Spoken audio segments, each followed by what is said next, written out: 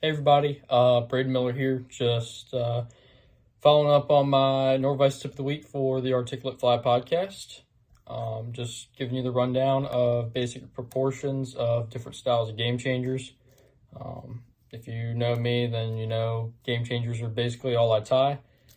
And then also following up on what I went over on the podcast or on the tip of the week about the finesse changers and even hybrid changers like this, just tying back on the shank, filling the body out.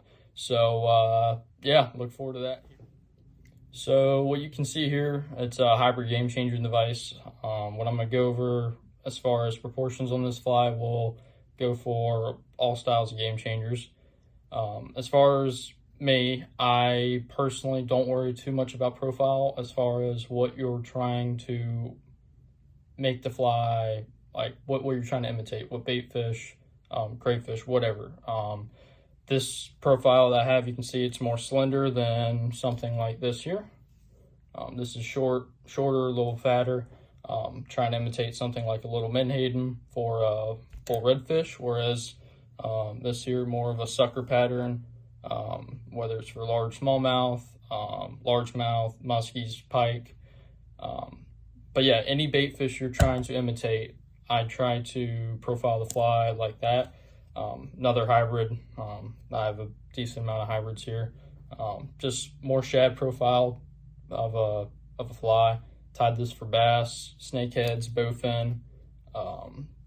Another hybrid here, tied it for tarpon, kind of a short, stouter pattern, more imitating like a mullet.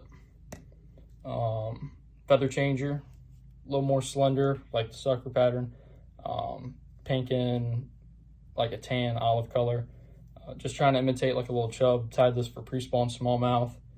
And yeah, I mean, finesse changers, just small minnows, you know, something slender, tied them for albacore, anything crushes them. So that's just me personally, how I like to profile my flies. And yeah, just leave it up to you, however you want to do it to imitate your bait fish that you're trying to replicate. So another tip that I went over on game changers for my Norvise spot on the articulate fly, went over head design, or I guess you could say what different heads do to a game changer in the water, as far as how they affect the swimming action, and then also tail length and tail proportion. As far as heads go, different heads do different things, of course. This is a foam slider head. This fly wants to really just dive down and kind of just jump all over the place. It's just how it's that more narrow bullet style of a head, and also the buoyancy of the foam. That's nice if you want a really erratic action sometimes, whereas on this hybrid changer, you can see it's got this really wide brush head. It's very bulky. It's not going to condense down a lot. Pushes a lot of water. Actually, this specific brush traps a lot of air into it, so it wants to ride higher up on the water. But when you're swimming the fly, I mean, it'll be swimming and you stop it, do a hard strip, and it'll cut to the side, show its profile. That's just the water deflecting off the head, making the whole fly swim. And same thing basically with this one here. This will condense down a little more, but still it's pushing a ton of water over top of that head. And as well with the mop tail there, makes the game changer kick like extra hard. This head here, same brush as this one on this last hybrid changer. Trimmed down a little more narrow, with the idea that it holds a lot more air than a normal brush. It still has the buoyancy, and then as well as the legs, it wants to like suspend, but it's still pushing a ton of water, making the whole fly and the legs kick and swim. And brushes in general, no matter what they are, they're still going to push a lot more water than your standard. Just see if I can find one here. I can't, but just your standard feather changer head, or even a finesse changer head.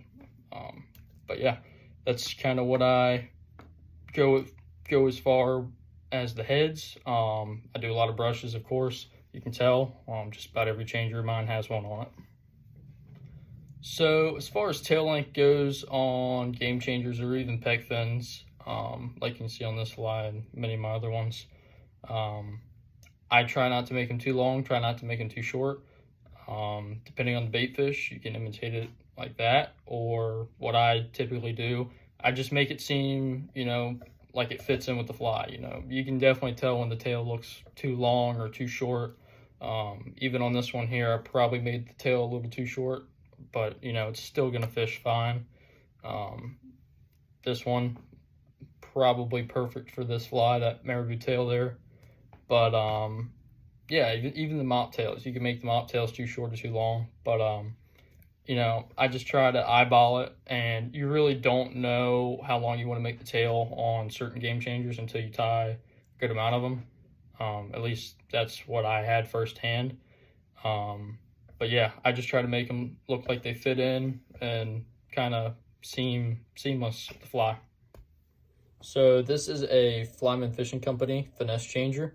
I mean, it's hard to do better than their mass-produced finesse changers. This is one of the older ones I have, but I just wanted to show how, filled out the bodies on game changers that you want. It's all preference, of course. Personally, I like a really filled out body on the fly. Just makes it seem like it's all one profile instead of all kind of chunked up bits. This fly, you can see where it's a little all chopped up. This is a finesse changer. One of the biggest things with the finesse changer is trimming, and the trimming at the very end instead of going and trimming as you tie along on each shank. It makes the fly look a whole lot better in the outcome, and I think the fish probably like it better. I mean, I know I would. But I mean, this is the older one I did when I wasn't tying them and trimming them at the very end. But you can see where it's all choppy, where on the trimming and all, it still caught fish. It really, personally to me, it matters. Realistically, I don't think it really truly matters for the finesse changers, unless you're fishing for something finicky. But stuff on the hybrid changers where, you're taking a lot more time on them, a lot more cost of material, and typically you're fishing for something with them that would care what they look like. I like making them, pretty, filled out. You can see a little gap there, but that's just where I put the bend on the hook, or the wire to the hook. Jerk changers, really full body. That's just one, helping it swim easier, especially when you're trimming it to kind of make the fly tighter so it'll swim a certain way, that is. But you can also see on this hybrid changer where, you can see where it's basically segmented. So, I mean, I'll leave it up to you, but personally, I like flies that are more filled out, like these here. One more thing to help you, especially with the finesse changers, that is, to make the bodies more filled out, is tying farther back on the bend of the shank than you normally would. Even with hybrid changers as well. It just fills, like I said, fills the fly out, which I think, in my opinion, looks better. Looks like a cleaner looking fly, and I think it helps in certain fishing scenarios for sure. Unfortunately, I can't zoom in with this camera right now, but if you can see it right there where the bend of the shank starts looping up around so you can link it to the other shank. I typically go about halfway, and then I start my finesse chenille for these finesse changers. Like I said, fills the fly out a little bit better, but I haven't seen it affect swimming action whatsoever, and yeah, just looks nicer. So that's it for my Norvise tying tip of the week for the Articulate Fly podcast. Hope I could help anybody out who had any questions with this certain style of fly, anywhere from hybrid changers to finesse changers.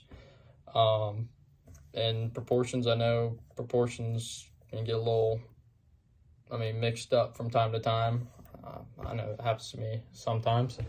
But yeah, that's it for my tying tip of the week. Hope I could help anybody who had any questions. If you're looking to reach out to me or find me on social media, name on Instagram is Miller Time Flies. My Facebook is Braden Miller, and then my website is millertimeflies.com. Thank you, Norvise and Articulate Fly, for having me.